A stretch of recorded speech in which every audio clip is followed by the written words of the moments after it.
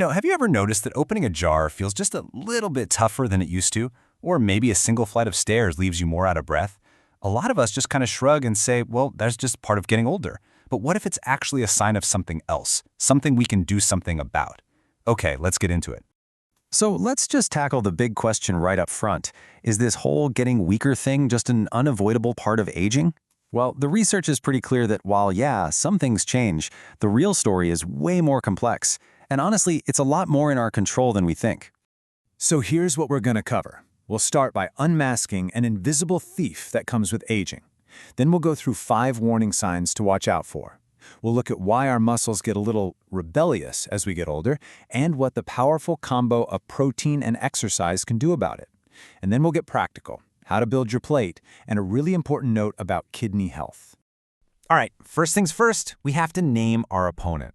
This slow, steady loss of muscle we're talking about, it's not just a vague side effect of having more birthdays. It's a real, recognized medical condition with its own name. And that name is sarcopenia. Now, here's the key thing to remember. Even though it's associated with aging, it is not an inevitable sentence. Experts now know that it's often sped up by hidden factors we can actually influence. And one of the biggest culprits? You guessed it, not getting enough protein in our diet. So how in the world would you even know if you're not getting enough protein? Well, your body's actually pretty good at sending out signals. Let's walk through 5 of the most common warning signs and see if any of these, ring a bell. The first, and probably most common sign, is just this deep feeling of fatigue and general weakness. See, your muscles are constantly repairing and rebuilding themselves, and they need protein to do that. If they don't get enough fuel, simple things like carrying in the groceries can feel like you just ran a marathon. And this isn't just about feeling tired. It seriously increases the risk of falls and injuries. Okay, sign number 2 is losing weight when you're not even trying to. Now, this isn't the kind of weight loss you celebrate. When your body is starved for protein, it needs to get energy from somewhere. So what does it do? It starts breaking down its own muscle tissue. This is a classic sign of malnutrition, even if you don't look underweight at all. Here's one that might seem like it's just about appearances. If you're noticing your hair is getting thinner or your nails are breaking all the time, well, it might not be your shampoo. Your hair and nails are mostly made of a protein called keratin. When you're running low on protein in your diet, your body has to ration it. It sends it to the most critical jobs first, and things like hair and nail production get put on the back burner. Now, this one is pretty serious. Slow healing. You ever get a small cut or a scrape and it just seems to hang around forever? Well, protein is literally the building block for repairing tissue.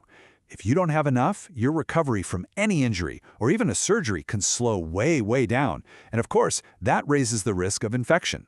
And finally, here's a sign we often miss the connection on: changes in your mood or even your mental sharpness. The amino acids you get from protein are the raw materials for making neurotransmitters.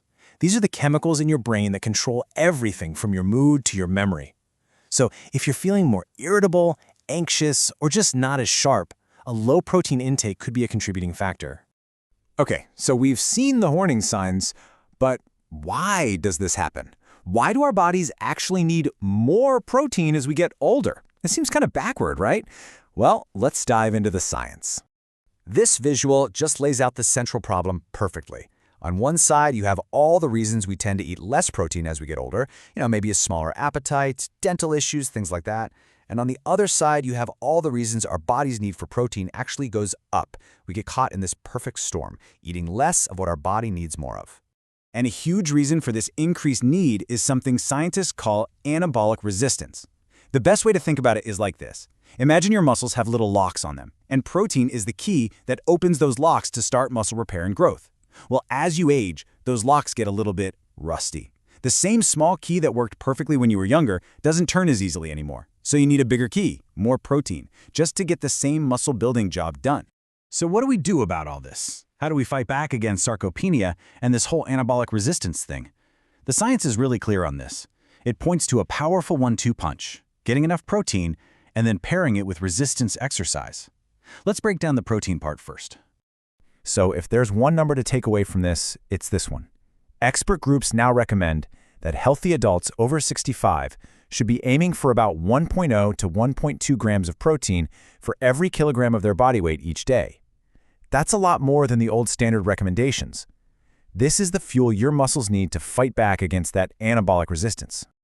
And, that's really just the starting point.